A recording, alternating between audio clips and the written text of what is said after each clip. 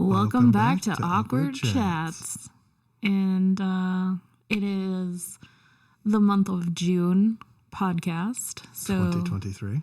Hope everybody who is listening to this, who has found us, is having a good month, had a good spring, because we're heading into summer. So, and that means it gets hot. It's already 100 plus in Vegas. But it doesn't feel as bad as Memphis. So in today's Awkward Chats, we're going to talk about our Aliante stay, sort of the whole complex funness of that experience. We're going to go into our trip to Memphis and craziest hotel experiences we have ever had. And for those who follow us on YouTube at Lost Girl in Tomorrowland, know that we've stayed at like hundreds of hotels in the last 2 years. And this is the absolute most insane hotel stay that we've ever had. Insane. And then we're going to go into some tips for dealing with troubles with hotels at the end too. So if you're interested in travel and you're interested in learning more about how to sort of deal with issues when they come along, definitely stick on to the end. And we're going to kind of go over some of the tips that we've come up with over the time. Yeah, just some good, old, helpful knowledge that I probably wish I would have known back then. Yeah. And trust us, we've been through a lot at this point. We definitely have a lot to offer. So much to offer. So much to offer. People pick our brains all the time and they just don't even know. Yeah. We have so much information. It's crazy. So stick around for the podcast and we will come and get you guys in just a second to tell you what we've been up to.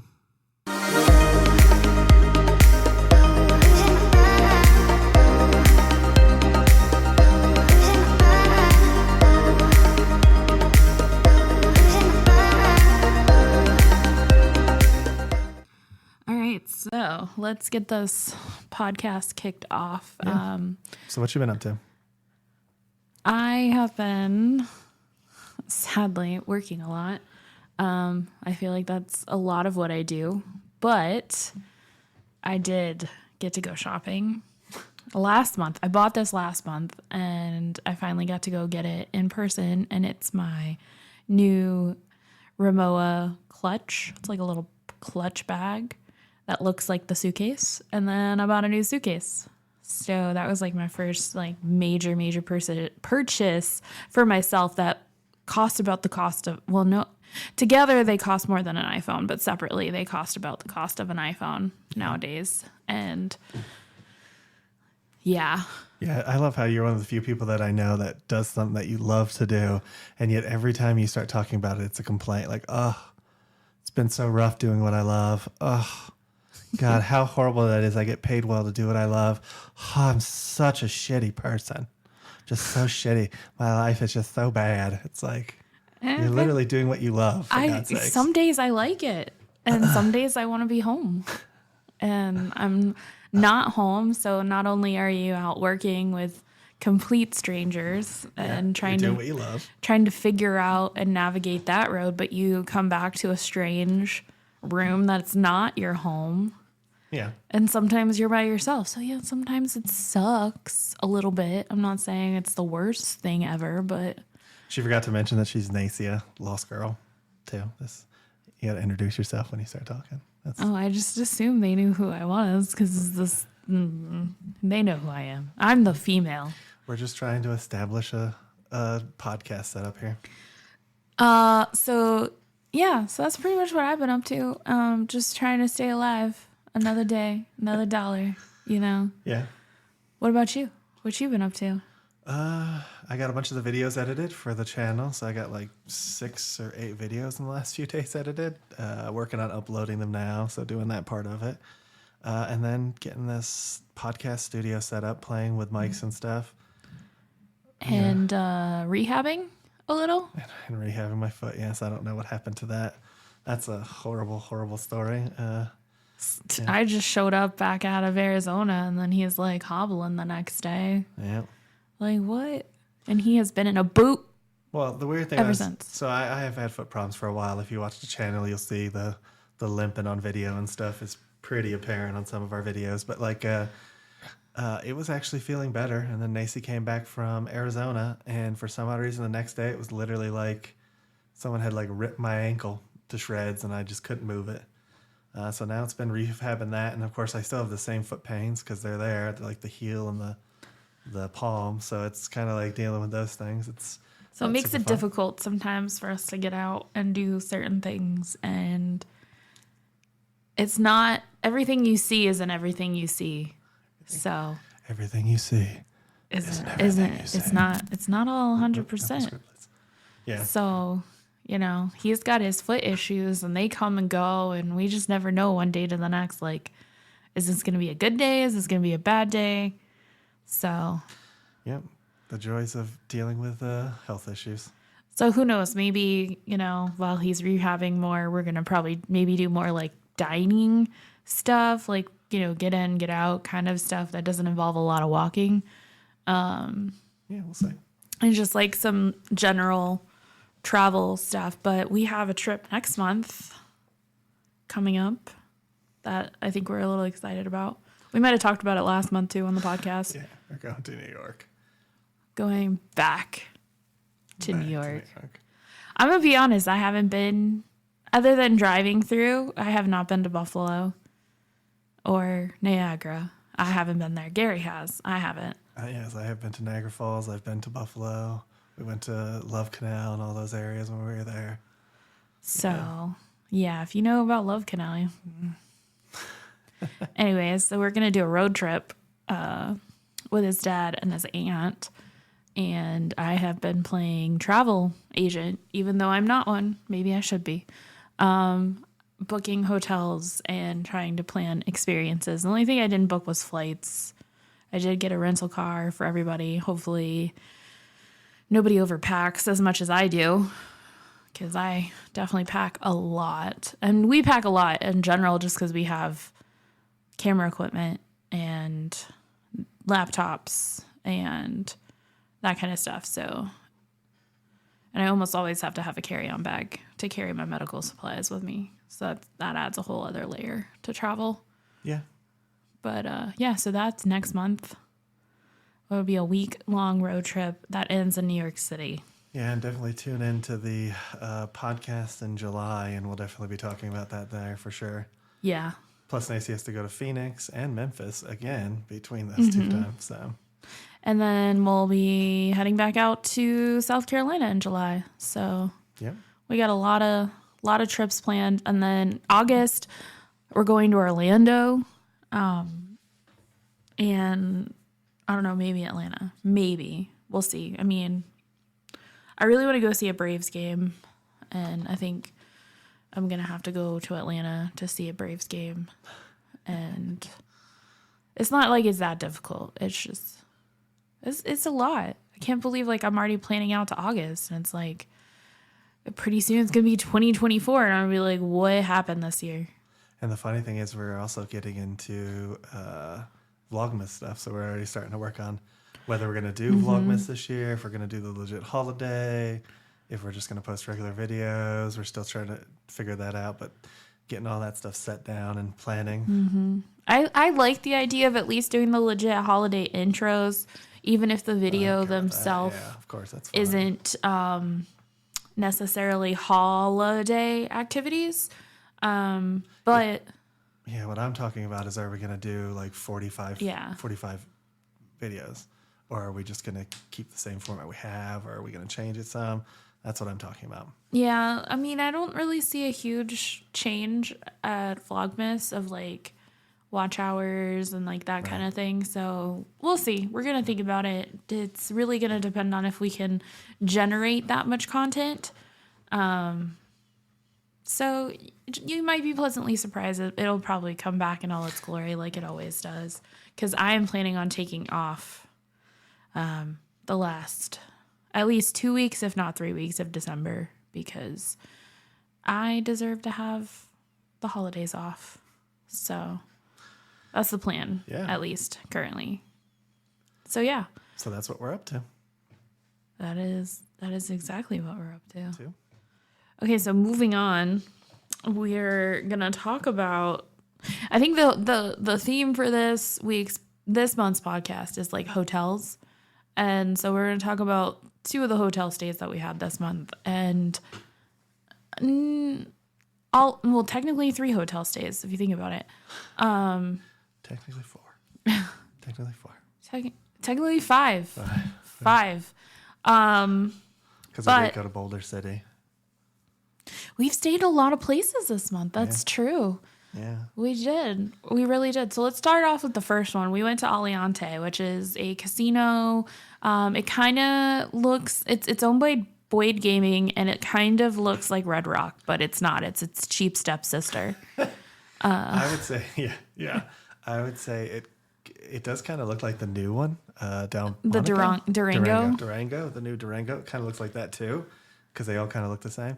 But she is right. There's a lot less amenities on top of that one than there is on the Red Rock. And there's no there's a movie theater. But there's no game room. Their game room was super small. Anyways, tiny. We're jumping in. Anyways, so we decided to do a staycation just because, we live here and we're surrounded by these great hotels and casinos, or at least that's what we're told. And so why not experience a local, different hotel and enjoy yourselves in the process? Too. So we wanted to enjoy ourselves and just treat ourselves a little bit. So I was like, let's do a cabana. Let's get ourselves a cabana too. So I called. Yes, if only. I called them I think a week before we were thinking about staying, and because you had to go through the spa to book the cabana, and I was tossed up between Aliante and Red Rock because they didn't list their prices. I'm like, they're probably cheaper.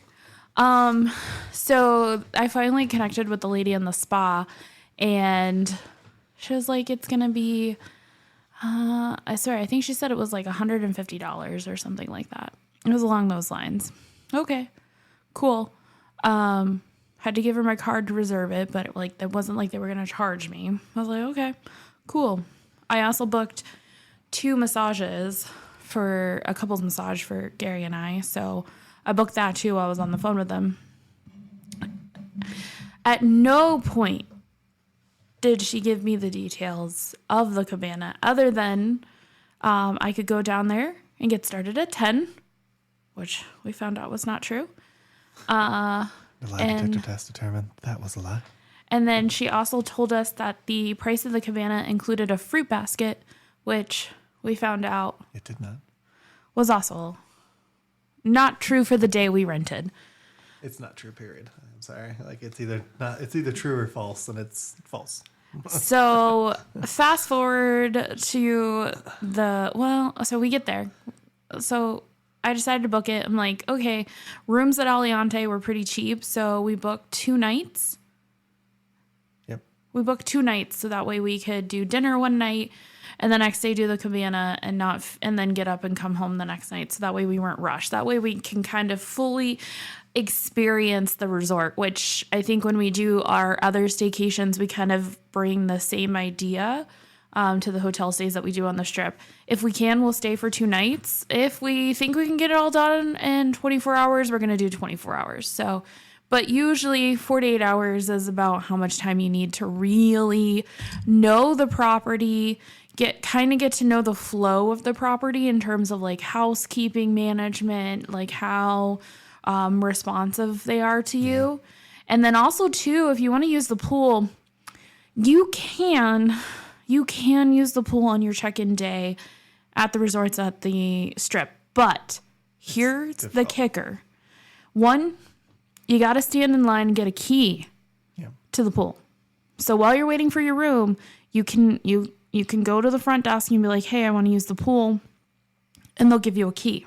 Okay, so that's step 1. Step 2, you got to pack your bathing suit in your carry-on or whatever it is that you're bringing in your carry-on. So, keep that in mind as well. So yes, you can utilize the pool on your first day, but if you really want to be able to enjoy the pool, stay somewhere for at least 2 days. So that way you can use the pool on your second day and you're not going to feel rushed. Anyways, back to Aliante. So we We did 2 nights, like I said, and we did dinner the first night, and it was okay. It wasn't the greatest steakhouse I've ever been to by any means. The service was okay, and overall, it was just kind of middle of the road. I felt like I probably would have got a better steak at Outback. Yeah, I agree. There's a Fire Rock, which is right down the road. We talk about it in the video. Probably you get a better steak there than you would at the steakhouse. You also missed when we got up to the room how dark it was. It's like a cave. Like a lot of the Vegas casinos are dark in defense, of Aliante. A lot of them are dark. But there's it's almost like when we went to Herbs and Rye, kind of reminds me of that light level. It's so low that you can barely see where you're going, especially at night. I can't imagine what the old people think with their glaucoma. I mean, I can't imagine They can't see how dirty it is. That's true. That's one of the reasons why I think they make the room so dark. Probably. So you can't see. Get that fluorescent light though and see all them stains. No, thank you. No, thank you. I don't want to know. I know, but I don't want to know. No. For some odd reason, they crushed a toothpaste bottle in here. How did they get that on the ceiling? No, but and not to make fun, the cleanliness is fine. We're just making jokes. Yeah. No, it felt clean enough. Yeah. The hotel room felt clean enough. To be fair, we did find stuff in the floor behind the door. I don't think I've ever gone into a hotel room and not found something that wasn't left behind by the previous person and housekeeping missed it. Especially as of late. Yeah, we haven't stayed in anything that's usually I find socks. Yeah, socks, pieces of paper, receipts. Trash. Yeah. Yeah, we found that pizza receipt the last time we were in Phoenix, or time before, a couple times ago. That was fun. But anyways, on with the story. So our night stay wasn't the worst. The bed was actually really low to the ground. Yeah. It was strangely one of the lowest beds I think I've ever seen in a hotel room. But it was appropriate. Yeah, again, the room was nice. It was a little on the small side, but a lot of them are a smaller side. The bathroom wasn't impressive. So if you're going there to have a nice bath experience, this is not your hotel for you. No, you want to go to the Palazzo. And the worst part I think about the room, for me at least, was the interstate literally runs right next to this hotel. And we were at the farthest room on that floor, which meant that we were literally on the outside wall, and you could hear the traffic all night, all day. Yeah, constantly. It was a bit noisy. And the big trucks would honk or whatever. And we had a pool view room. Yeah. So you could see the pool. So the next day, we got up to go down to the pool, and security tells us that it doesn't open till 11. And we were like, oh, the lady on the phone said great. 10. So I was like, well, maybe we can go hash out the Cabana thing, get that ready to go. So come 11, we're ready to go. There's nobody to be found. Not a single soul. They open in an hour, and I cannot find anybody. So we're like, well, do we want to go back up to the room? Do we want to sit down here? Because Gary's in a boot and trying to learn how to walk in a boot because he's never walked in a boot before. So he had that uphill battle that weekend as well. So we ended up just kind of hanging out around, and then it was finally 11 o'clock, and the pool was opening. Yep.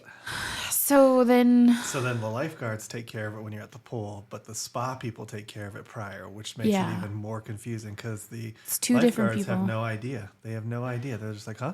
Yeah, and they didn't have my name there. Yeah, they didn't have my name down there, but there wasn't anybody renting any cabanas that day. Just me. But then I don't think you got the discount for staying at the hotel, and I don't think you got the discount for being a local. So, there was a lot of things that were missed, for sure. And then we found out that there's no service. Oh, well, it gets worse. So we go down to the Cabana, right? And we're like, oh, we want one that's kind of away from people, and they're all on the right side. So we were going to pick the far one, and then he's like, no, the 4 is better. So I was like, whatever, 4's fine. We go to 4, and then these people just sit right in front of our cabana. Literally, as we were getting set up in our cabana, they're like, this spot looks great. The whole pool was empty, y'all. There was one guy in his sweatshirt, hoodie, that he was all bundled up. That was the only guy at the pool, and he was all the way at the other side. Thinking about it now, we could have moved and nobody would have said shit to us. Yeah. But I did think about that, yeah. We should have. Because nobody sat in front of any of the other cabanas that day. Just ours for some reason. And they were an interesting group to watch. Yeah. However, so we get over to the cabana and we're like, okay, I'm thirsty. Like, when's somebody going to come take our drink order? Because we had big plans to like order a bucket of beers, maybe order a pitcher of something, order some trays of food, and just eat, drink, and be merry. Yeah. And nothing came. 45 minutes went by. Yeah, nothing. Nobody came. And now it's like almost noon. And I'm like, all right, I'm going to go find out what the deal is. Because like somebody should say something. Yeah. And so we go down and I go talk to one of the lifeguards. And she was like, oh, there's no service on weekdays. And I was like, oh, would have been nice if the person I was booking it with had told me that. Right. Because I probably wouldn't have done it. I would have changed. Our plans would have changed completely because the whole plans were revolved around sitting around. I wanted to do a cabana.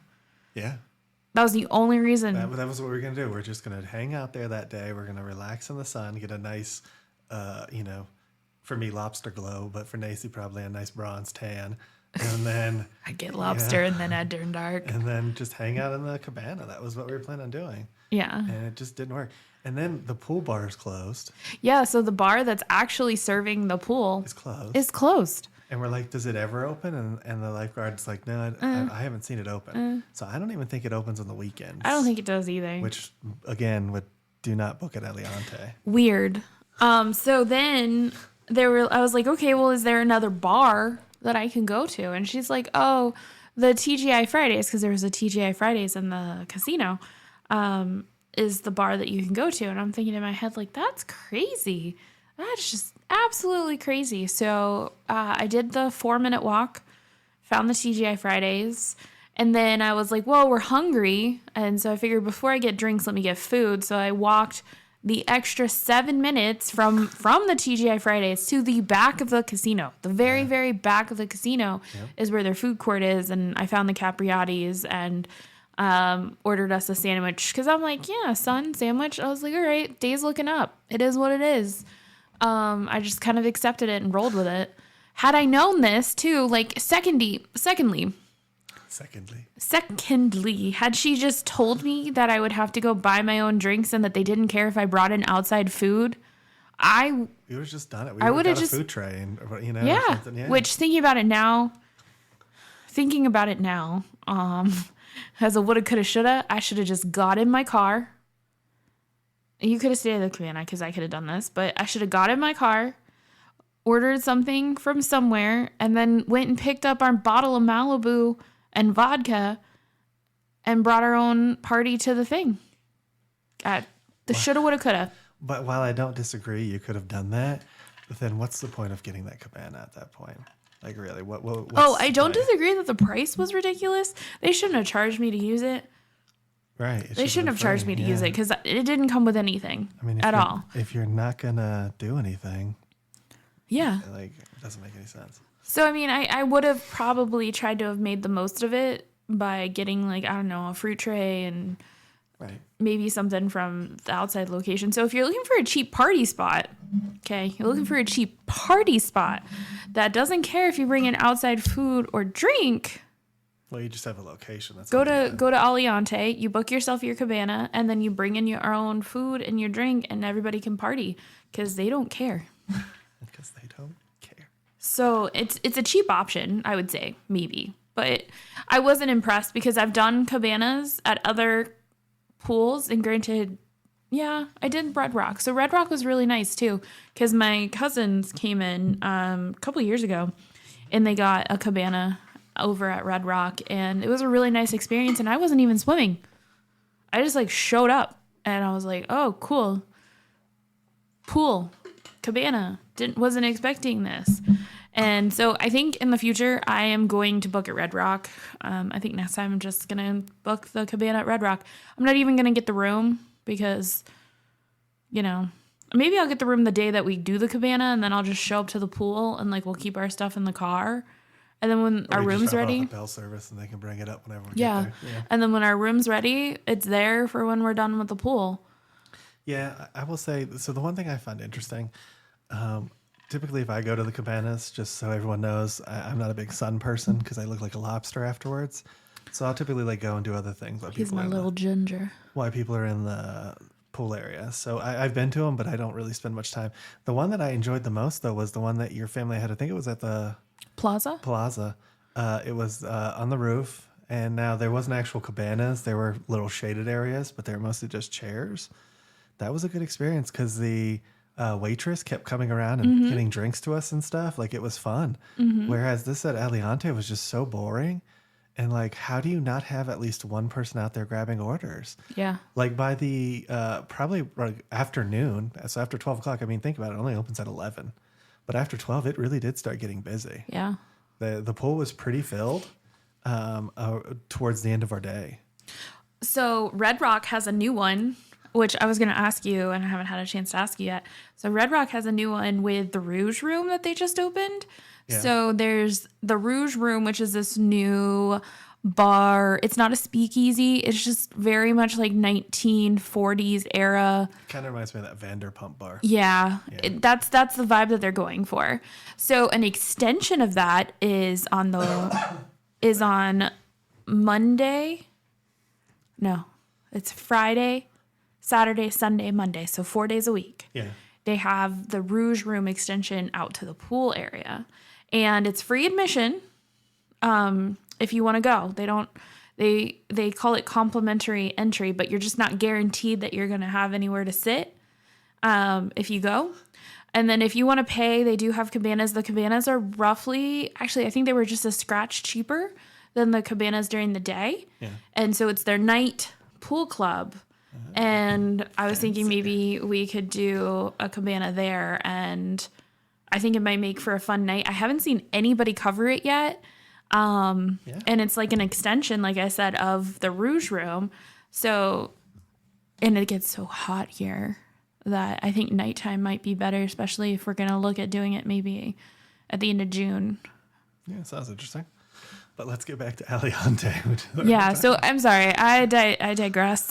Just different pool options in the area. I love Red Rock. So, but I think the thing is, I think what you're trying to get to by saying that is that just about every other place is better. Yeah. Like just about every other place is better. We just really went to the worst.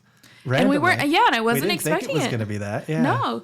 It looked nice. I'm not going to, I thought the pool area looked very relaxing. And from what you told me from what the operator said, it seemed like it was on point with Red Rocks. It was the same. So we were like, oh yeah, we'll give it a try. Because we haven't.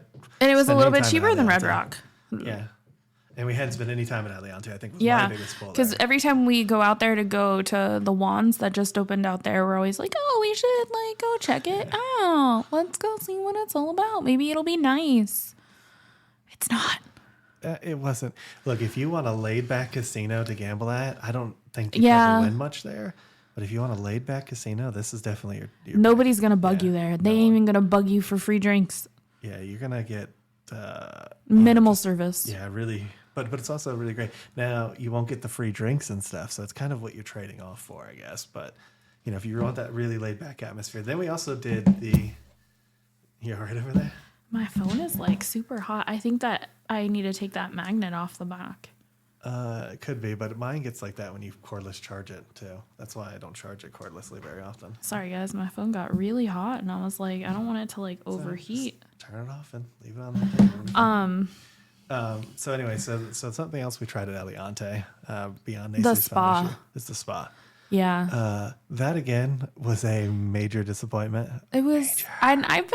Okay, so I worked in the cosmetology industry. I have seen some spectacular. You had your license at one point. Yeah. So I let it go after I got my nursing license, which thinking about it now, I should have never done, but it's fine. Yes. It's fine. I know what I know, and it's fine. That was not the segue to talk about your career. Anyways, I've been in a lot of spas. I've worked in spas. I know what to expect when you go to a spa, and so I was like, you know what? Let's try it out. We're going to be there anyways. Let's do a couples massage because we had just gotten a quickie. We just got a quickie massage at the airport. Massage, yeah, we got a quickie. It was nice. And it was just I was like, okay, well, let's see if this makes me feel better after travel. And 100% it does. Oh, yeah. The quickie was well, everything was good too. that day. The massage itself wasn't bad. for me at least. But we can talk about that when we get Yeah. there. But I'm talking more about the atmosphere was the disappointment when we first got there. It's very small. It's probably one of the Super smallest spas I've seen. And what I don't understand is, ladies, you should really get out here too. Like, if you go to the ladies' room, you don't get a sauna. There was no sauna. But if you go to the men's room, there is one. I think that's ridiculous. Why is that the case? And they keep you separated. They keep everybody separated, which So it wasn't a couples massage. like. I wish they should have like a couples room Like, that has a sauna and a. So they had independent locker rooms, right? Mm-hmm. One for women, one for men. Mine had a shower. It had a few showers. It had some toilet. It had a toilet. I think 1 or 2 toilets. A sink with like combs and toothpaste and toothbrush. Then it had the sauna, and then it had our lockers. That's how my bathroom was. No. So what was yours?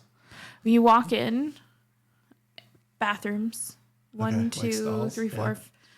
Yeah, like there was like two bathrooms and then 3 showers. Okay. And then to the left of that is the sinks Yeah. with all of the products and the hair products and the blow dryers. Yeah. And then directly in front of that is the lockers. Wow, that's crazy. Because describing it, you come in to the right, there was probably 2 stalls to close doors to go to the bathroom. Across from that, a little bit in, was the sink. Then you go down a little bit further, there was 2 showers on the right, and then the locker rooms So were on yours the was right. bigger. On the right, and then on the left side was the sauna. Oh, it had to be. It had a sauna in it. Like, it had to be bigger. So Like, my massage therapist was great. I think I got a little self-conscious because I think she thought my feet were dirty. Because I asked Gary so the massage is going great. The shoes that I wear, sometimes I feel like turn my feet black. They're black. And I feel like it does. It's just the shoes, and I've cleaned them and scrubbed them, but I love them. They're my Adidas. I love them. I'm not getting rid of them.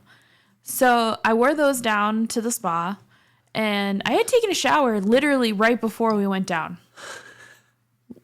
Scrubbed every inch of me. And so, like, while we're getting on there, I'm like, I think my feet are dirty. The entire massage, I am thinking to myself, I think my feet are dirty. Oh, I wonder if she's going to rub my feet. Well, if she doesn't touch my feet, then my feet are dirty.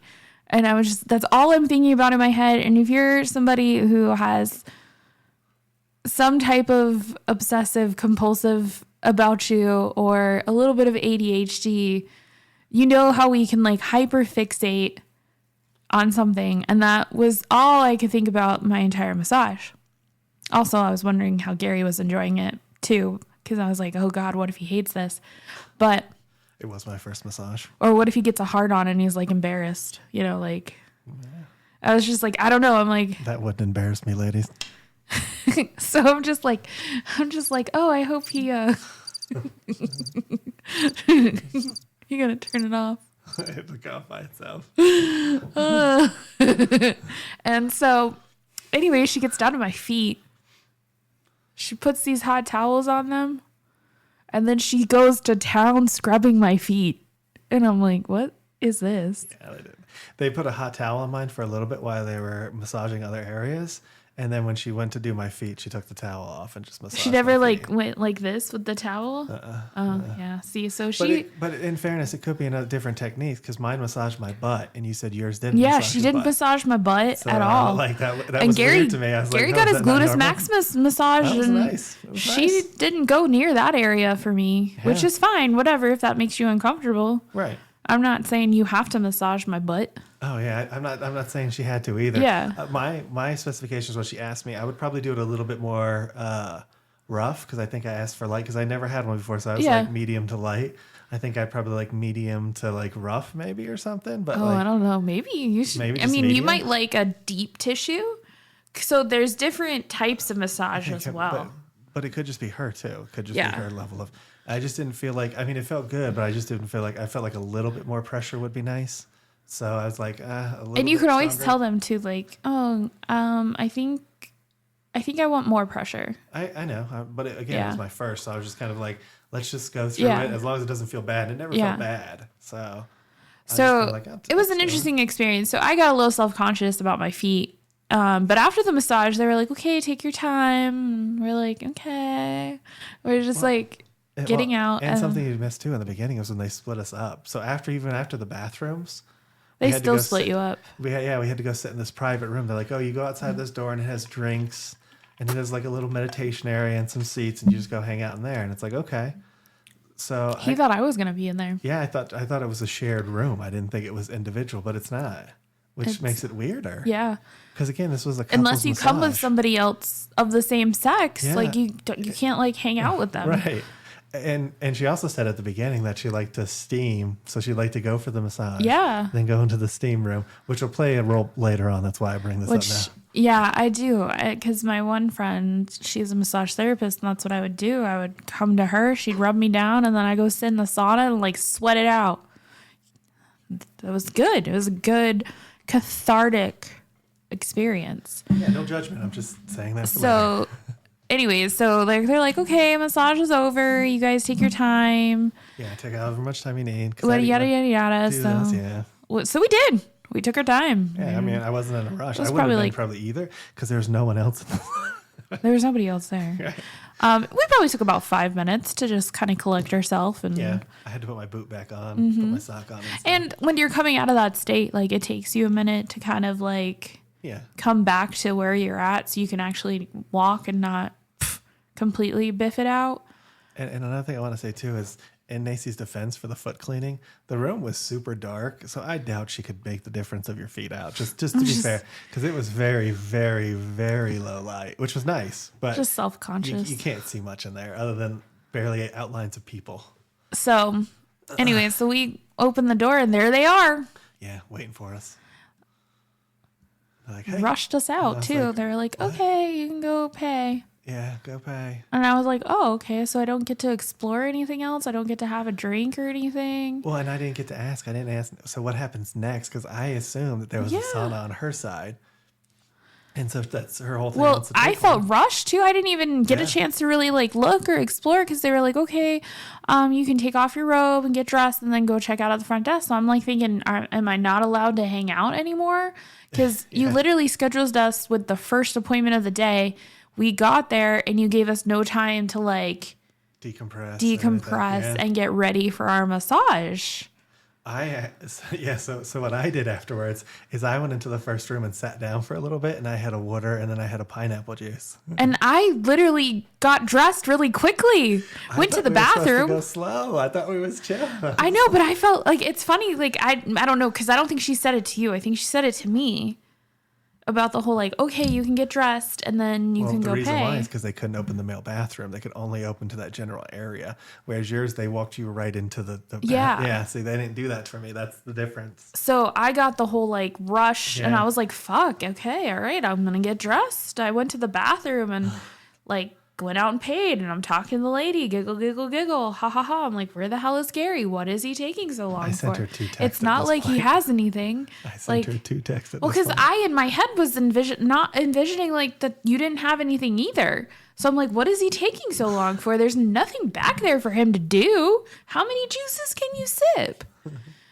And then I finally sat down. I'm like, okay, well, I'm just gonna wait for my husband out here. And I saw all your texts, and I was like, oh shit. So,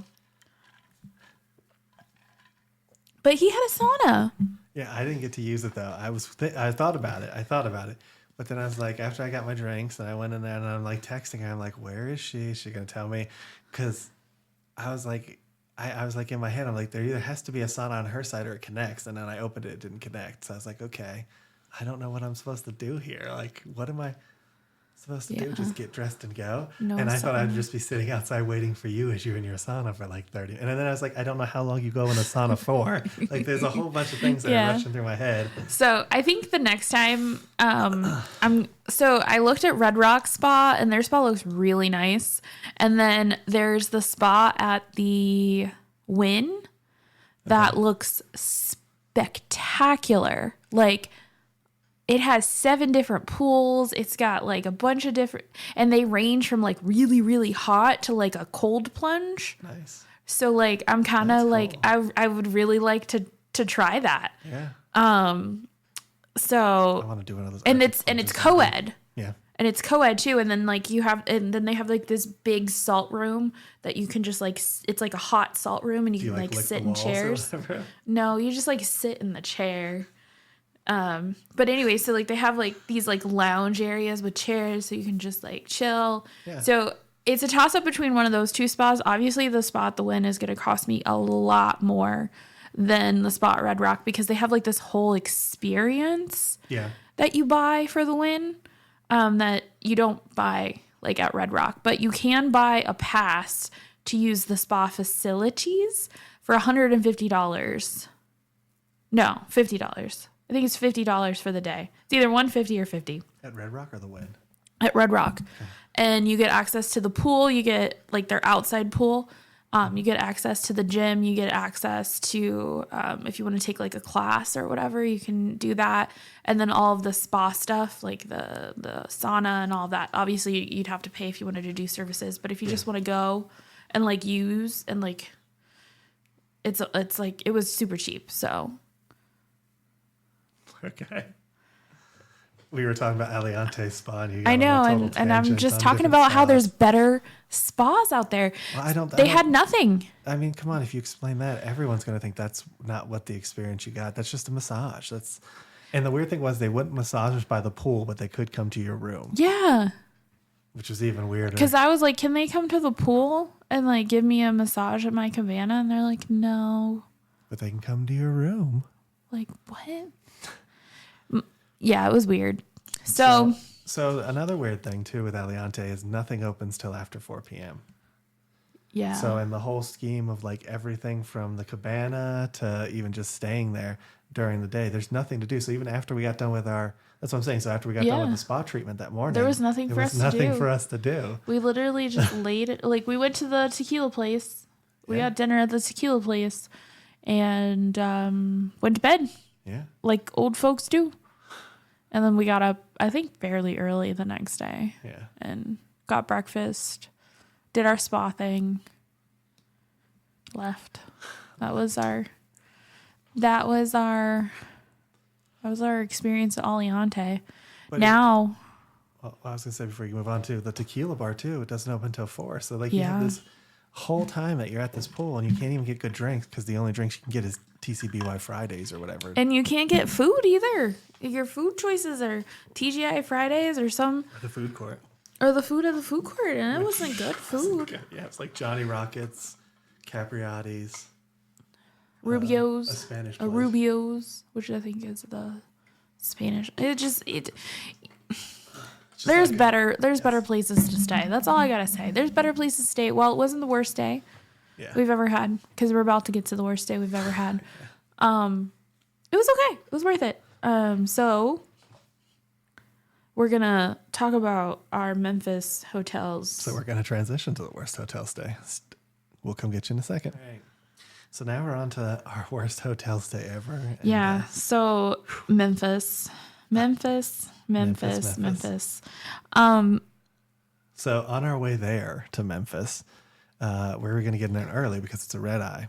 And so she calls the hotel and she's like, hey, I just want to know if there's a possibility we could check in early today. And this was like at 6:30, 7 o'clock. If there's any way to just make sure there's a room available if one's available. And the lady's like, nope. And she's like, okay. And so she's like, so I can't. She's like, no. And then it was like, okay. And then it moves on to, can you take my name down? Well, you have to call back and talk to someone at the day shift is what it ended up being. And I was like, I'm a diamond member.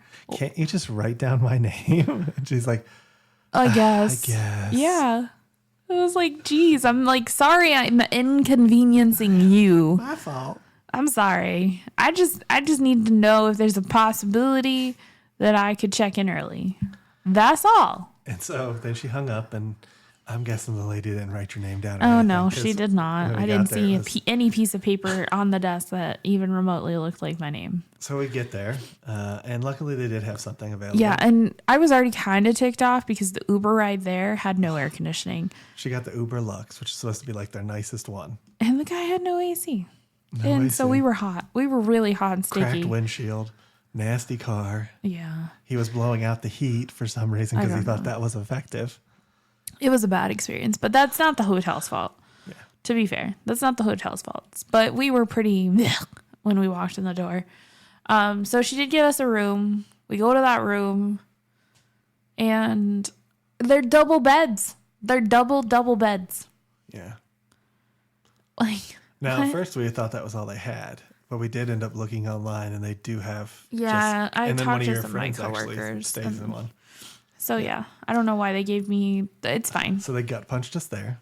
It gets better. And then so I had to go do some stuff for work and came back to the hotel, took a nap because we were dead tired. And so went to sleep. And when we woke up, as soon as I woke up, I couldn't breathe. Like I was sneezing, like I couldn't stop sneezing. And it was like when you have something stuck up in your nose, that feeling. Because sometimes just like a sneeze feels different than when you can visibly feel like something's like actively irritating your nose, right? Yeah. And that was what it felt like. And it was like sneeze after sneeze after sneeze. And it was so bad. I took 2 Benadryl that night and it calmed down a little bit, but not a whole lot. And I was like, well, geez, I hope I'm not getting sick. And so the next day I went back out. We went out for breakfast. Yeah. And we were gone for a good hour, maybe 2, if that, maybe a little longer. And we got back to the hotel. And I realized the whole time we were gone, I wasn't sneezing. My eyes were fine. Everything was good. And so we went back to go lay down before I had to get up for work that night. And it wasn't even like 10 minutes later, I started sneezing and my eyes started watering. Yeah. And I was like, I think this is the room. It's got to be the room. And I think I just decided to lay down at that point. And then I woke up still really irritated, so I went downstairs and had them change us rooms. Yeah. And then we had to move rooms to the other side of the hotel, like completely on the other side of the hotel. But in that room, to be fair, we did find mold spots. And that room was pretty dirty. And it was like there was black stuff coming out of the AC vents, too, like on the ceiling. Yeah, and like the mold in the bathroom and stuff, all the seals and stuff had really dark black mold, and even like the handle for handicapped access, stuff like that had a mold in it. And Gary's usually the one that, if there's going to be an allergen, it usually affects him before it affects me, and he was fine. Yeah, I mean, I didn't feel anything from the. Yeah, he didn't sneeze and usually it's him. Yeah. So, it was really weird, but we moved to the new room and everything was fine. And this is how I know it was the other room. Yeah, it was funny. You put that shirt on. Put the same shirt on that I had worn, when we were in the other room to go to sleep in for 2 days. So, cause that was my sleep shirt and I put that on and it almost within like 10 to 15 minutes after putting it on, I started sneezing. Yeah, and your eyes started watering. And I was like, oh my God, I think it's the shirt. And so I took the shirt off and I put a new shirt on. I kind of washed my face a little bit just to kind of get it out. And I was fine. The rest of the time we were in that hotel room, I never had another sneezing crazy fit. So there was definitely something in the air or maybe in the bed. Yeah, something. I don't know. That was just completely irritating me.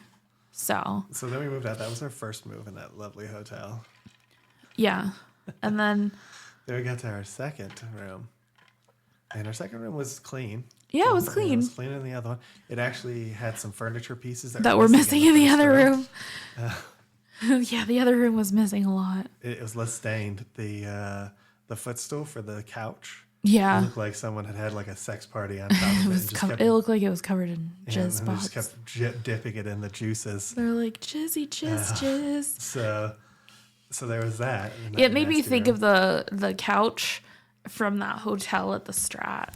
Oh, yeah. If you have, definitely check out Lost Girl on Tomorrowland. That's what it made me think of, was that couch. That couch in that room that was just covered in. But so the new room was nicer. We got excited for that. I liked the newer room because it had like a fan, which is something that you rarely get in a hotel. So it's super nice. But it was also kind of quiet and the air worked pretty well. So it was the room definitely got cold. Yeah. And we had more plates. We had more silverware. We had a lot more stuff in that room. But then the smoke alarm started dinging. The night of torment turning into the day of chaos. Yeah, so it was about 5:30 in the morning, and we were just getting like kind of settled for the night. Macy and just came off work. Well, yeah, it was still on, but we knew it was going to be quiet, so we were just kind of settling in.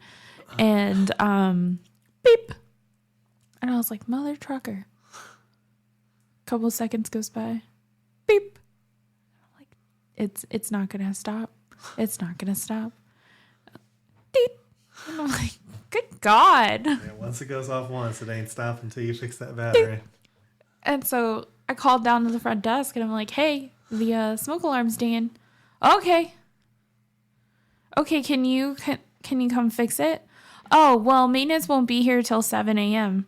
And I was like, okay, so you expect me to stay up for the next couple of hours in the hopes that somebody's going to come and change this? Like, I work night shift. I need to be able to sleep.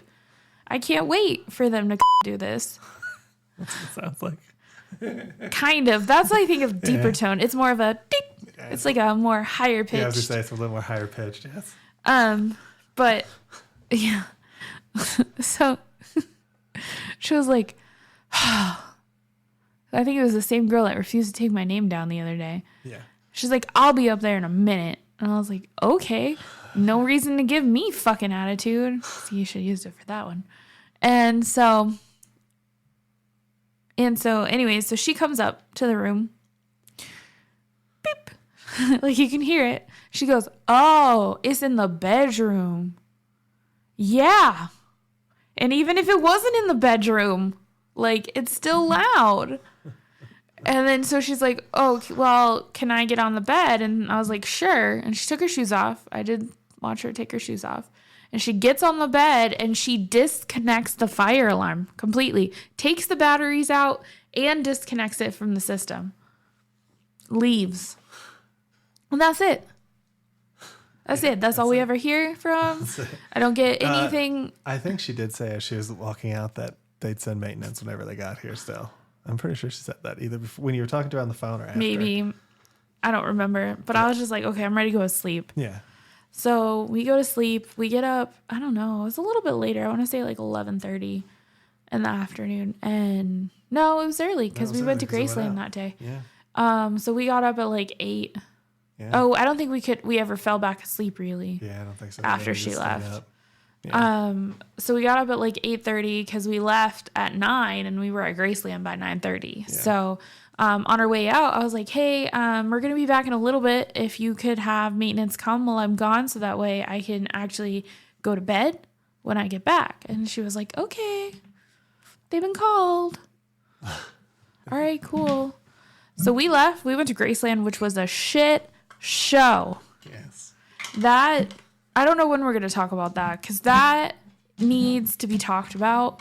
Maybe we'll tag this on at the end of the podcast. This will be bonus chats, okay? That was a shit show. Yeah. And so definitely check us out on our podcast to see the whole thing. Yeah, if you guys want to see that we're going to add that to the actual podcast. It was a shit show. We get back tired as always and get into the room. Nothing has been done. They didn't do anything. And it was at all. It was like 3:00 in the afternoon. I was like, okay. So I called down the front desk and she was like, oh, I don't know when they're going to be there. I'm like, well, I need to go to sleep. So if they don't do this in the next 30 minutes, then they don't need to do it at all. And so I hung up because she was like, okay, we'll get them down there right away. And then they called the room. Yeah, the front desk lady called back. I thought it was the maintenance guy that called back. Yeah, it was the front desk lady that called back. And she said, sorry, they won't be able to get there today. And I was like, okay. And then she just hung up. And I was like, all right then. Yeah, so after that, I decided to call Hilton Corporate. So I called Hilton Corporate because it's a fire safety issue. Well, and there were wires just hanging out of our ceiling. Like, it's not just that if the fire happens, we wouldn't be alerted, which is obviously a fire safety issue. But they also just had exposed wires hanging out. She had pulled the thing out of the ceiling. It's not like she just took the batteries out like a normal person. So I called Hilton Corporate. They were like, oh no, this shouldn't be happening. Da, da, da, da, da, da. Called the front desk. They got back on the phone with me and they were like, they're sending somebody up right away. I was like, cool. And then she hangs up with Hilton Corporate, and then they call us and tell us that it'll be there in 30 to 45 minutes. Yeah. So that's right away, apparently. So I had to stay up longer than anticipated. The guy finally came, though. Yeah, fixed it. Because it would have only taken them 5 seconds. Yeah.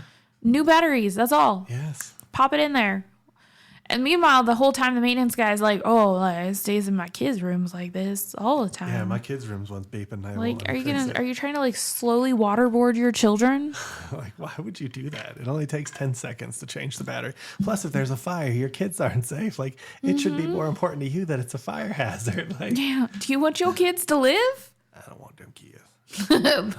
Probably doesn't. So he fixed it, whatever. He left. I shit you not. It wasn't even like 10 minutes later. It wasn't even like the one in the living room started going off. So I had to call down the front desk. I was like, can you please get him to come back up? Now this one's going off. So. And he came back pretty quickly. Yeah, he came back. He fixed it. I think that was when you guys had the conversation. Yeah. And so, anyways, finally get a nap in. I get up. I go to work. Yeah, and I stayed up and edited videos. Well, he was still sleeping when I left. And then, I stayed up and edited videos for a little bit, and then I went to sleep. Yeah. And then you got up and went to work, and I was still sleeping. Yeah. Yeah, so he was sleeping when I left. I said, bye. And I said, bye-bye. I'll see you later. Maybe. I don't know. I'll let you know. Because I think they were approaching on something. So I was like, I'll be back. Yeah. Close the door. That was it. And I probably slept for another hour or so before I got up. So he gets up to pee. Yeah, I get up to pee. And I'll let you take it from here. I'll let you take it from there. So I just woke up randomly. Like, I'm like, I just rolled over, and it was probably about 9:10 or so like that. And I'm like, I really have to go pee. But it takes me a while to put the boot on before I can limp to the He's a loud pisser, by the way. And so I put the boot on, and then I limped to the bathroom, and I'm just standing there peeing, like you do if you have a penis, whatever. Like you do if you have a penis. I guess. Like you do if you have a penis. We're the only ones that stand when we pee. But I'm just standing there peeing, and all of a sudden, there was like a quick knock, and then the door opened, and I was like, that, and then the door. So it opens, I'm waiting, and it was probably about 5 or 10 seconds, and then the door closed. And I was like, okay, that's just kind of weird. And I'm like, hello, anybody out there? I'm like, hello. And so, but I had to finish peeing. So I finished peeing, and then I limped to the door because I'm pretty slow in my hobbles. He hobbled to the door. By the time I get there, I look outside the people, no one's there. I open the door, no one's anywhere near the hallway. I was like, huh. Now the rooms are thin, and we were right across from the stairs. So I thought maybe they had knocked or whatever, and when no one answered, they opened the stairs, and that's what I heard. And I'm kind of rationing it in my head, and I was like, it was just weird, just whatever. And then he texts me. And so then I text Nacy, and I'm like, you didn't come home, did you? And she's like, no. And I'm like, that's weird, because the door, and then all of a sudden the phone starts ringing. I'm literally typing this out, and the phone starts ringing. And I was like, okay. So I roll over to get the phone, and they're like, is this room whatever it was? And I'm thinking in my head, I should have said this because it would have been more sarcastic, but you called this number, you know what room you called. I have a certain set of skills. But so they said that. I'm like, yeah, that's this room. Who is this? So you call me in this room and asking me who it is? Mm-hmm. And then who's, and then before I could answer that, then they're like, who's the name on the room is what they said. And I was like, so I gave him Nacy's last name. Can you tell me that again? So I gave him Nacy's last name. I'm sorry, I can't seem to find that. And then I was like, I said it again, then I spelled it for her. And I was like, this is how you spell it. And then nothing. And nothing. I'm just like, is she gonna respond? Is something gonna happen here? And then she's like, oh, okay. And I'm like, did you just come into my room? And she's like, oh, yeah, it was a mistake. We had you down for luggage, but it was a different room. And I was like, Weird. okay. Well, in my head, I'll tell you what I was thinking in my head, but for the end of the conversation, I'm like, okay. And I'm like, have a nice night. And I just hung up the phone. And in my head, I'm like, we're staying at a home to suites. They don't pick up luggage. There's no bellhop. There's no there's no valet even. No. So I'm like, what? No one comes for luggage. So then I finished texting Nacy. I'm like, this is what happened. This is super weird. And did you call me or did you just call? I think you just called them. I called you. Oh. Just to kind of hear. And then I walked you through it. Okay. Yeah. So I kind of knew sure if that what. was before or after. Yeah. Yeah, because I needed to know what. When I talked to, because I was like, I'm gonna call the front desk, but I wanted to know exactly what happened, Makes sense. so that I can relay it back. Just kind of explained it to her, and then so she hung up with me and called the corporate people, and that's. Well, I hung up with him and I called the front desk. Oh, that's right, front desk first. I called the front desk first because I was like, well, before I call anybody, let me see what information I can get, because I'm like, this is weird. Yeah, maybe it was genuinely an accident or something. Yeah, this is weird. It doesn't seem like it. I'm suspicious. So I called the front desk. She answers the phone. She's like, how much beats? And I'm like, hi, this is Nacia in room. I forgot what room we were in at that point. I think 327 or whatever. Somebody came into my room tonight, and I just want to know, like, why somebody came into my room. Oh, I'm so sorry. We went into the wrong room. We were trying to retrieve something. And I'm like, okay. No, she said, oh, we have your room down for maintenance. That's what it was. And I just came into the room to retrieve something. And I was like, huh. That's weird. They came today and fixed the smoke alarm, so I don't know why my room would be down for maintenance, and that just seems really weird. And she's like, well, it's on my sheet. It's down for maintenance. Your room number, it's listed as inactive, that nobody was staying there. And I was like, no, I've been in this room for a couple of days. Do you mind telling me what it was that you were going into my room to retrieve? And at that point, she was like, oh, I was going in to retrieve a luggage rack. And I was like, huh, that's really weird, because you told my husband that you were going into the room to retrieve luggage. And she's like, no, ma'am, I didn't say anything to your husband about luggage. I told your husband that I didn't mean to enter the room and that I was sorry, it was the wrong room. And I was like, no, he told me that you asked him multiple times who was on the room, and you made him spell my name for you, and then you told him that you were coming into the room to retrieve luggage. And she's like, I didn't say anything like that to your husband. And I was like, oh, so are you calling my husband a liar? And she's like, yes, ma'am, tonight your husband is a liar. And I was just like, what? I was like, what? And like, of all things, why would this be what I choose to lie about? I was like, you're telling me luggage rack. He says luggage. It's a close enough story. Yeah. But you're just flat out denying it. Yeah. And the fact that you're just like, because I was willing to give her the benefit of, like, maybe he misunderstood. Yeah. Maybe he didn't hear rack. Maybe she said luggage rack. And, like, and it dropped off at the end. I don't know. Like, it could have been a million things. I was willing to give her the benefit of the doubt. But she flat out denied it completely. Right. And I was like, that's weird. Right. Or in her head, she could classify luggage rack as luggage or something. And right. Yeah. Right. But the fact that she flat out denied that she told you something. Yeah. I'm like, he wouldn't just pull that out of his ass. Right. I was like, where the hell? Like, I literally said that to her. Accurate too, by the way. How can I pull it out of my ass? I know how so accurate. Like, I'm just like, I'm sorry. He didn't pull that out of his ass. Like, it came from somewhere.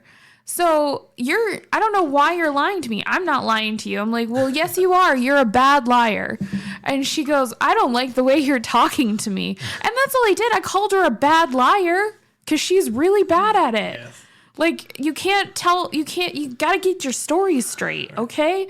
Rule number 1 of being a skis, get your story straight, find something, commit to it. You own it.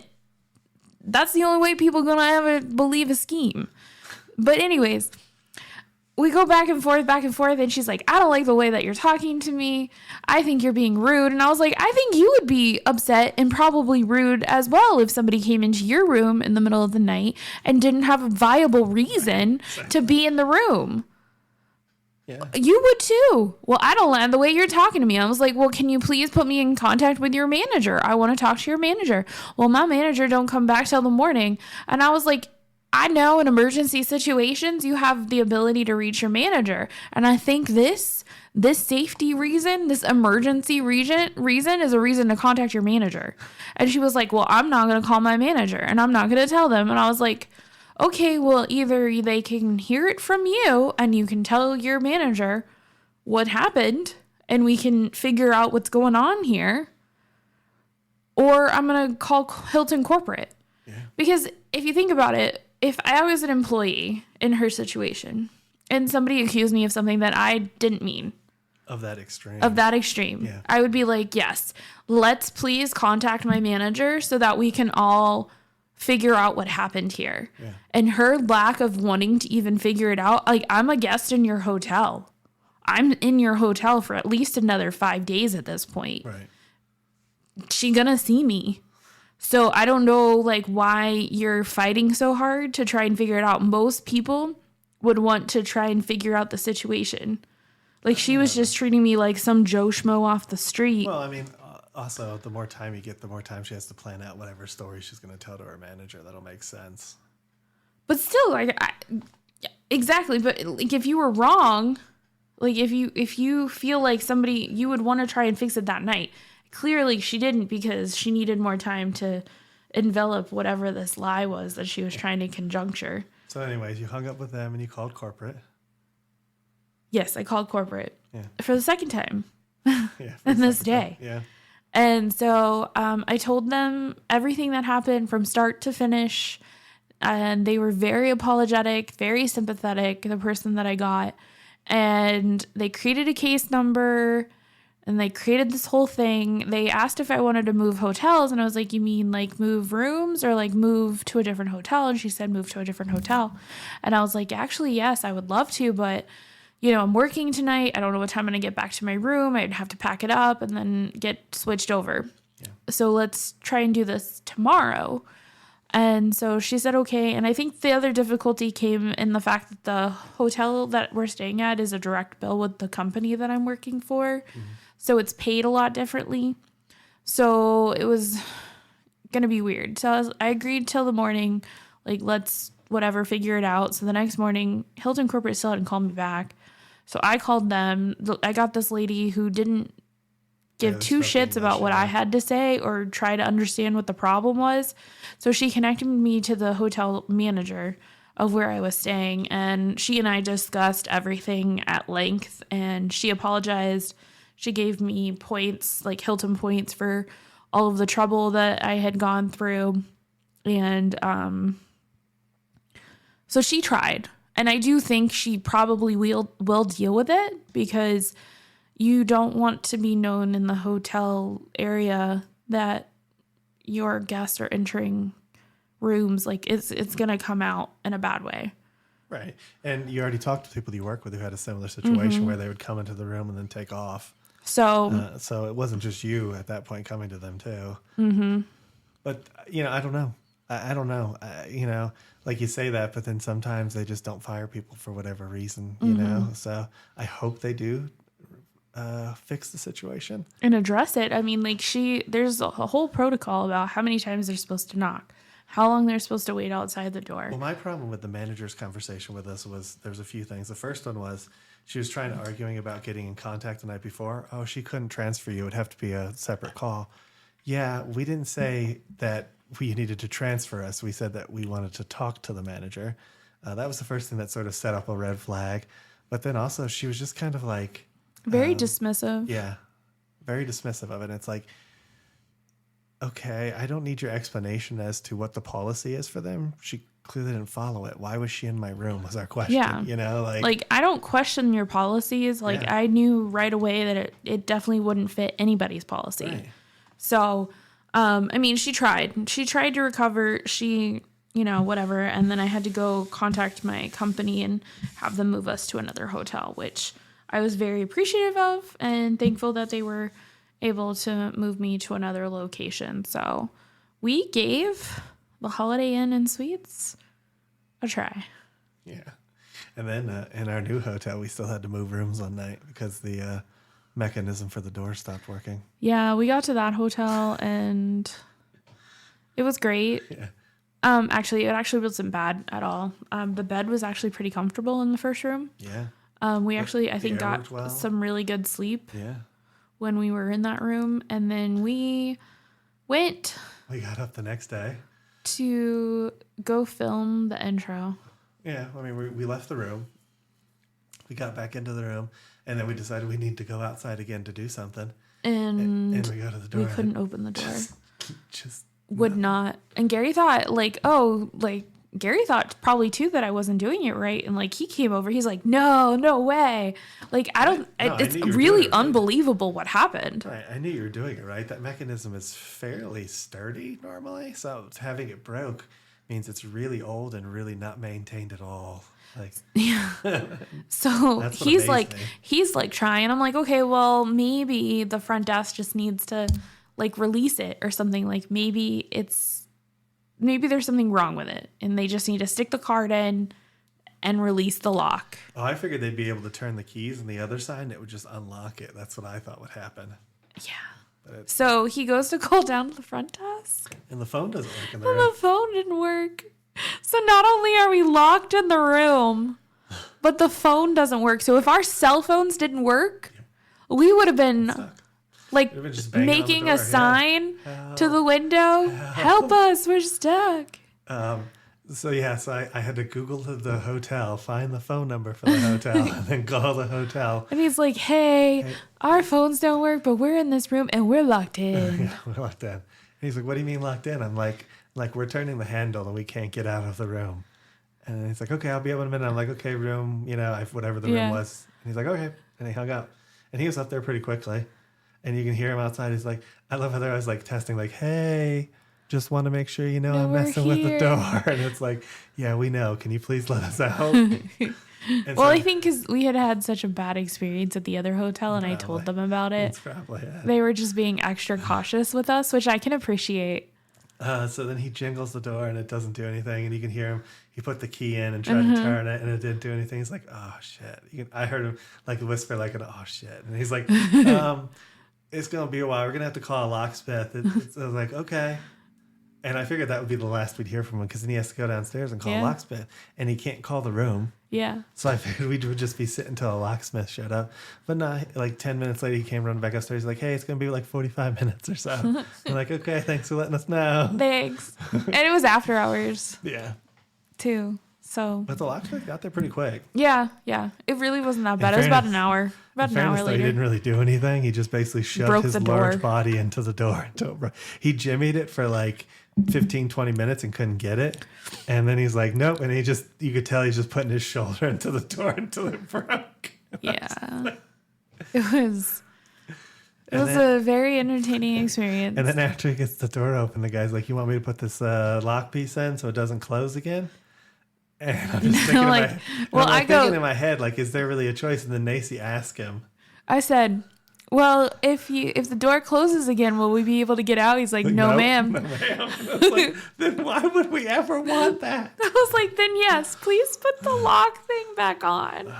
Oh, man. So I was on my way downstairs to go see about getting a new room, and I met the manager halfway, or the night. I don't know if he was the manager, but I met him about halfway.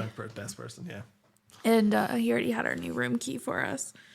So it took us another kind of 20 minutes to get moved to the other side of the hotel. So we had 4 different rooms in Memphis. Staying in Memphis. So, yeah. So that was our stays in Memphis. So it was crazy. It was, again, some of the worst. The hotel staff was horrible at the first hotel. Yeah. The room was horrible with the mold.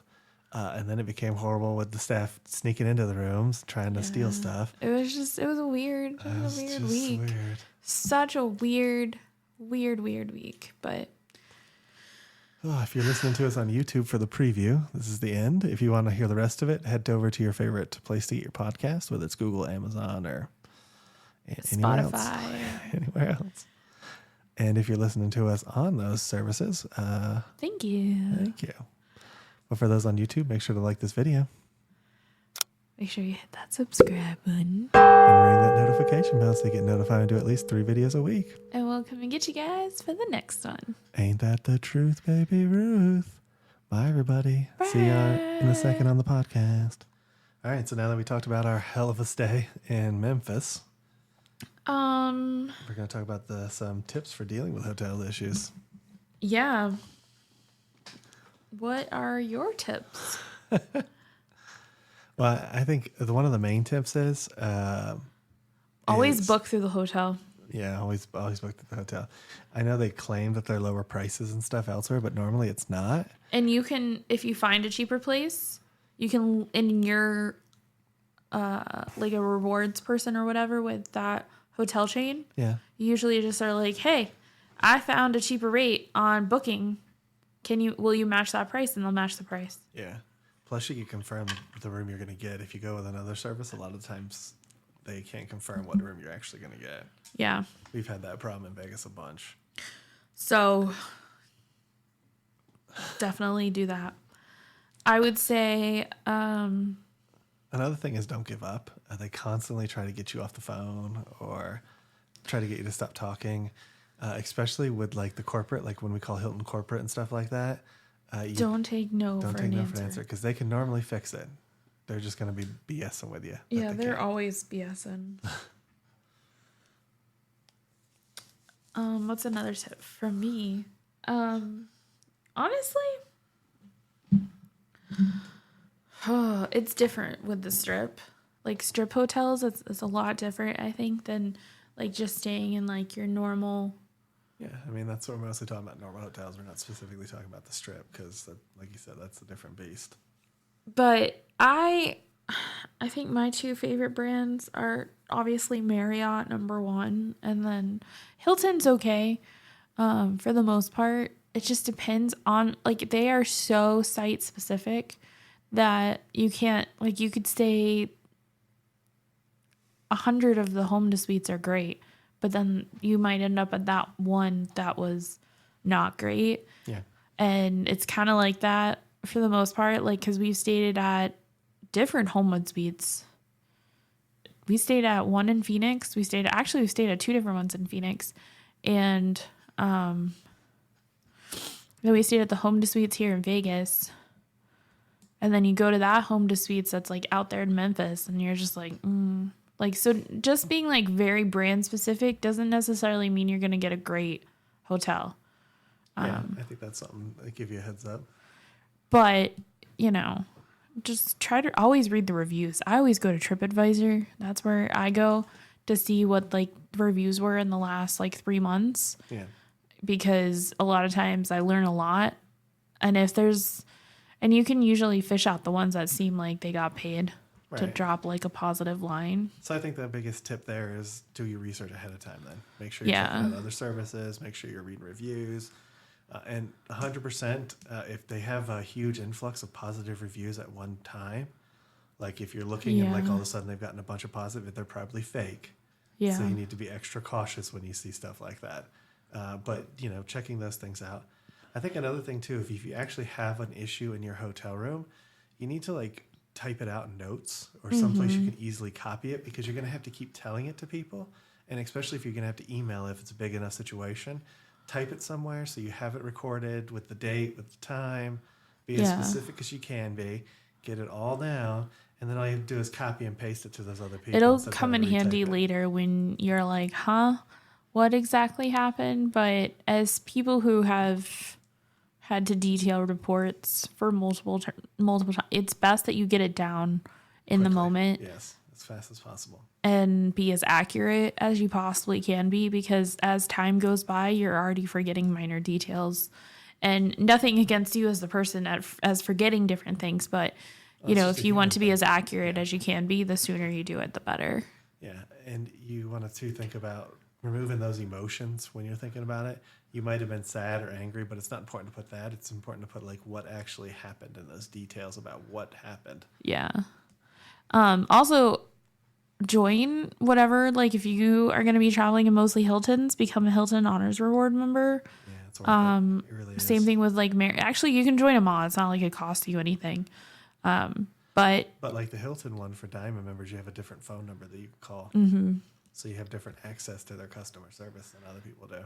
Yes, and you get different things when you stay at different hotels.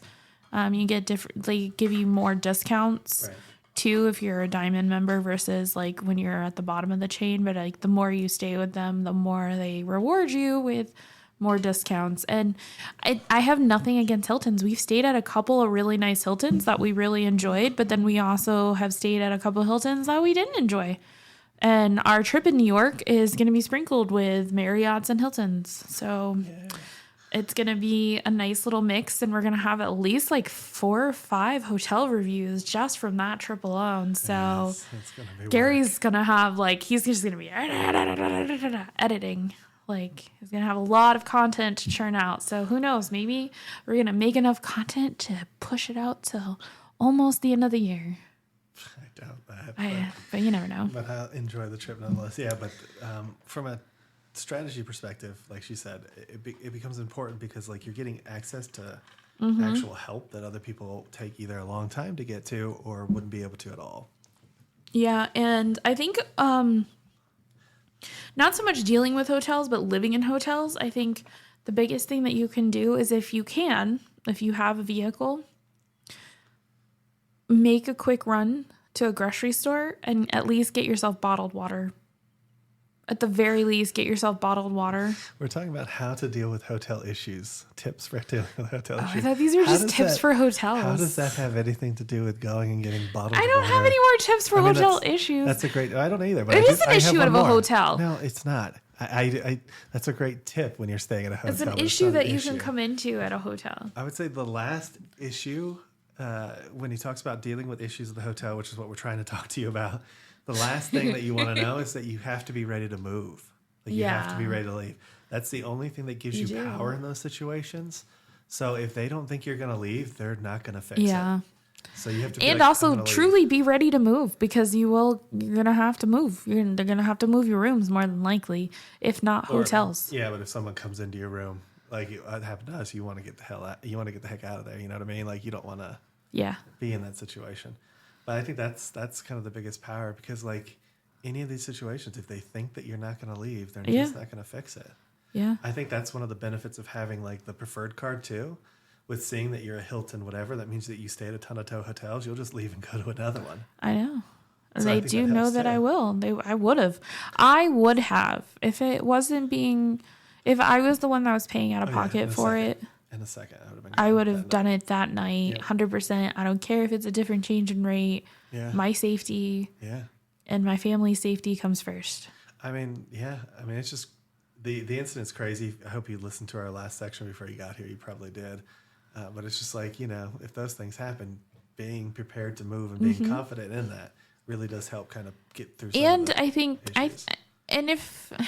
I would say don't be afraid to talk to the manager either. I think they may know what's happening in their hotel. They may not. You never know. And I think coming at it from a non-threatening perspective too, like when you're talking to them, you have to be like, well, this, and this happened, and you can't bring your emotions into it. Like Gary said, like you have to be as straightforward as possible because the second you start bringing emotions in, they get defensive, they shut down, they stop listening to your problem. Yep. And it's just effective communication with people is the less emotions that you can put into it, the better. If you're just like, hey, this happened, this is what they said. Yeah. And then at the end, you can be like, hey, like, because she asked me after everything was said and done, she apologized and she was like, okay, well, what do you want to do? Do you want to move hotels? Like, at first she offered moving rooms, but I was like, how is that going to change anything? The lady has the key to all the rooms.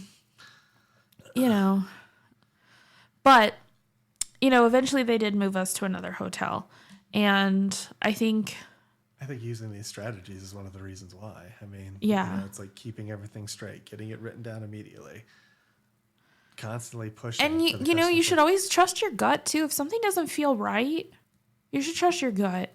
Because I think learning to trust our gut has been a thing that we are learning. Because, like, who knows if we had just decided to stay, would something else have happened Right. when we left? And then we would have been like, oh, I knew we should have gone because, like, that's what our gut was telling us. But, like, in the moment, we didn't want to have to move. Like, we were already just like, this is going to be our third move. We don't know where they're going to move us. Like, at least here we know, like, we have decent air conditioning and, you know, like we, as much as we were having the issues, you know, there's always like, are we causing more problems for people? Like that kind of thing. Yeah. And I think trusting your gut when you think something's out of place or something weird is happening, you should trust your gut and you should explore it further. Don't just sit idle because you think you're going to cause people more problems, because your safety is important too. Like, I think younger us probably would have taken it and would have just stayed there. 100%. That's but why we hope you listen to our mistakes so that you don't older, wiser us is like learning to like listen to our gut and like question it. Because at first we were like, oh, are we really questioning this? And we're like, no, like this is wrong. Like this is weird. This doesn't add up. There's like, why would they be coming into our room? Obviously to try and take some shit, but yes.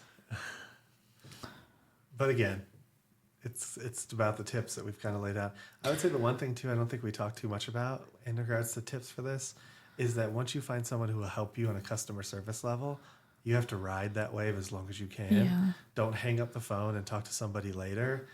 Definitely work with that person, because once they start doing stuff, it means they know what they're doing and they can help you.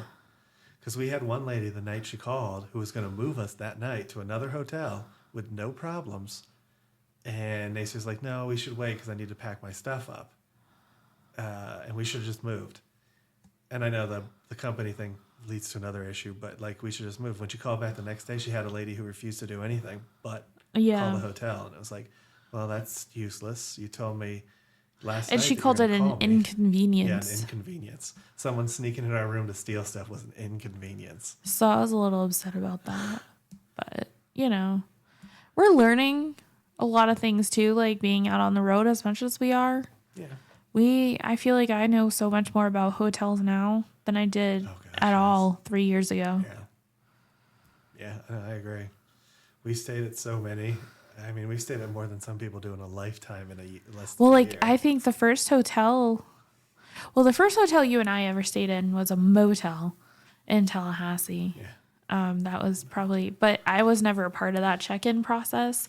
When I got there, you just gave me a set of keys for the door. Yeah. So I never was a part of the check-in process there. And then thinking about it since then, I think the only other hotel that you and I had stayed in, really up until Disney days, was your hotel room for Casa. Yeah. That was probably the only other hotel room. We went to Myrtle Beach. And then we stayed in Myrtle Beach. Yeah. And then we did a couple of Disney hotels, but like that was it. Yeah. And I can remember like I still like, well, I don't anymore, but like back then I used to like get kind of like nervous about like checking into hotels. Like, oh my God. Now I pretty much know like the deal. So I don't know where I was going with that, but you know.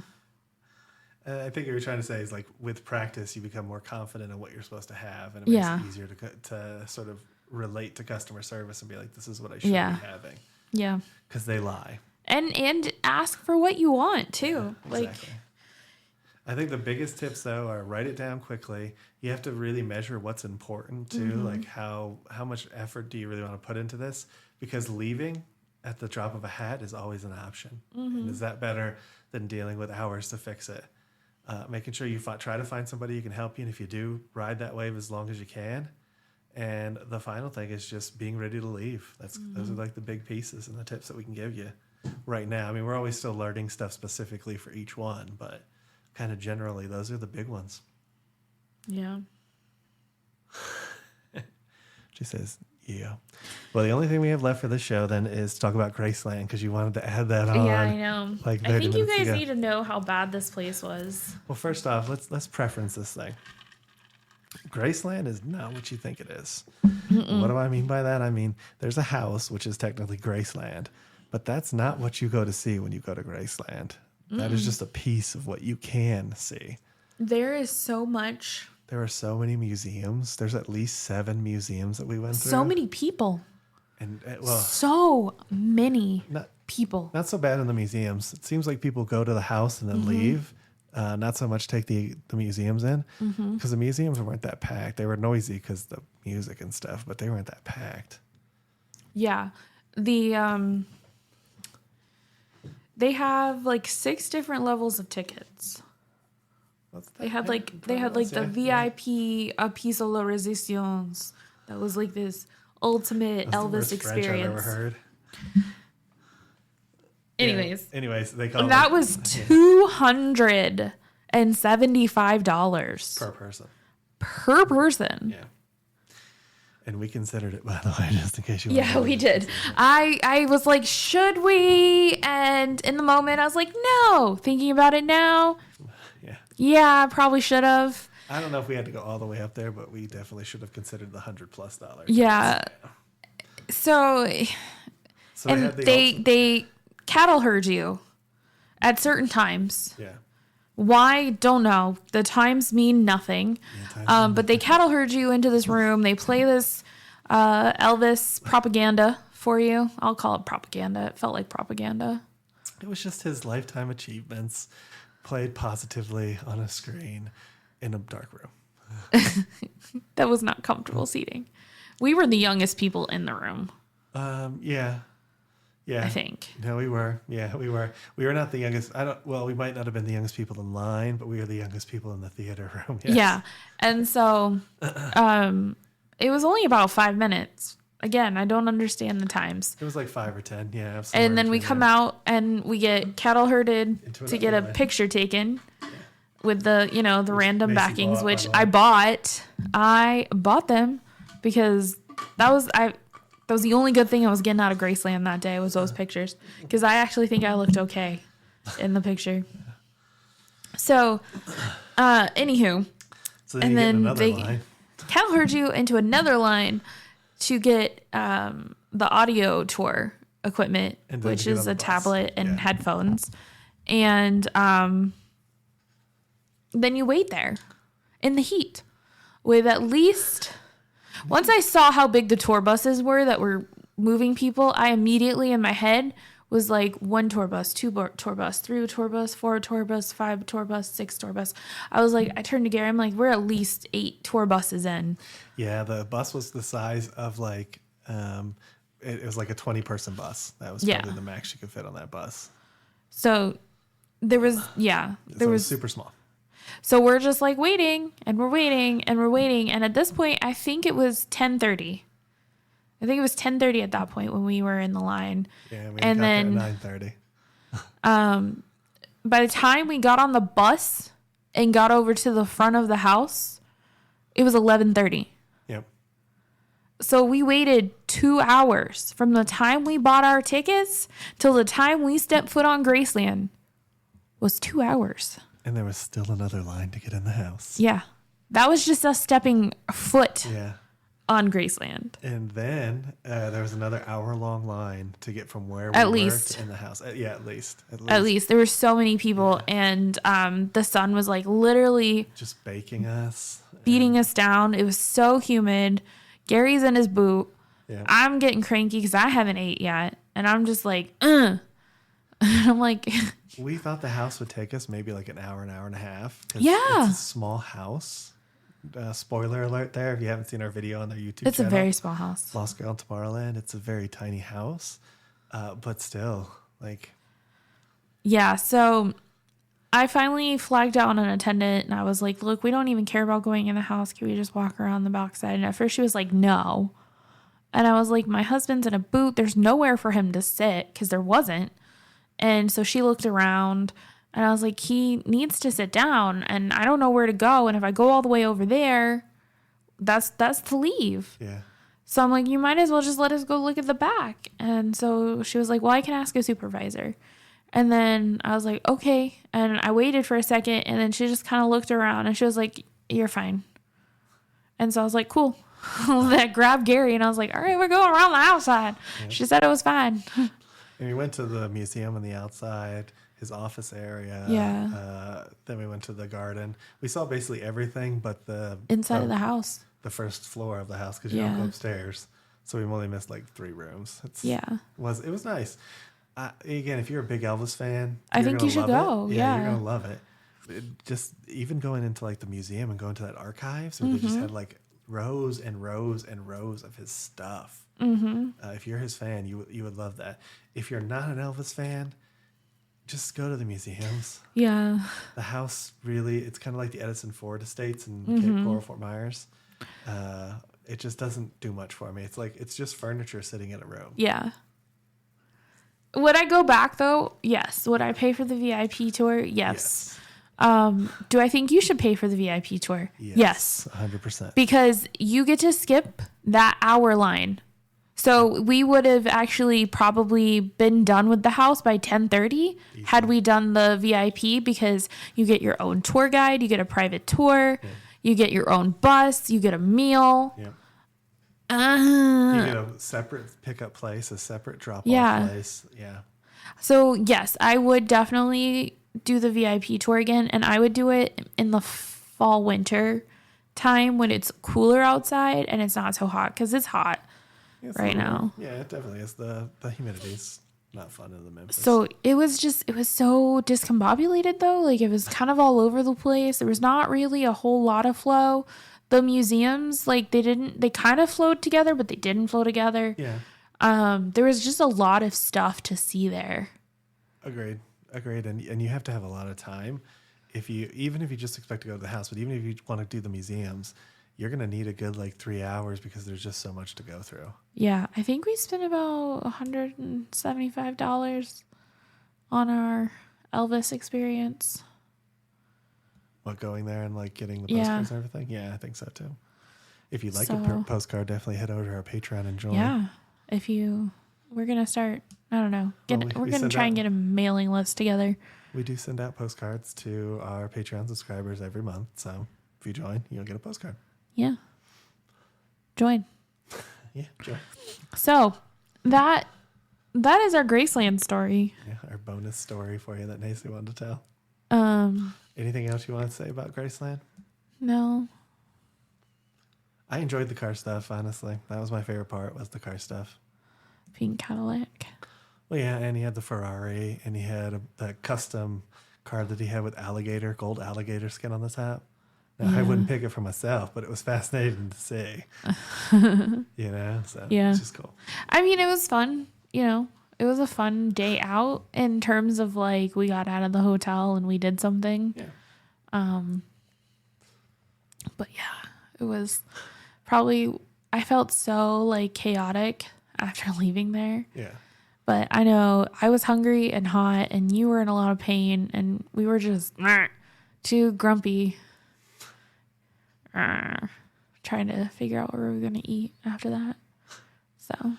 So if you enjoyed this podcast, make sure you guys like the podcast. Yeah, follow us on all your major podcasts. Leave us some comments below if there's a story you want us to cover or talk about, or, anything we can do better. We're definitely... Yeah, and there's a poll running on Spotify. If you catch us on Spotify, asking kind of where we should take our content with this. So definitely check in there. Nice. I didn't know there was a poll on Spotify. But now I know, guys, just like you. So I'm going to go put my vote in. You're going to be like, that doesn't count. You can put your vote in if you want. I don't care. So I guess we'll see y'all next month. Yeah, we'll see you guys next month, and we'll have more adventures to talk about. Yeah, and if you want to see more of our actual adventures, head over to YouTube and follow us in Lost Girl in Tomorrowland. Until next time. Until next time, y'all. Bye. Bye.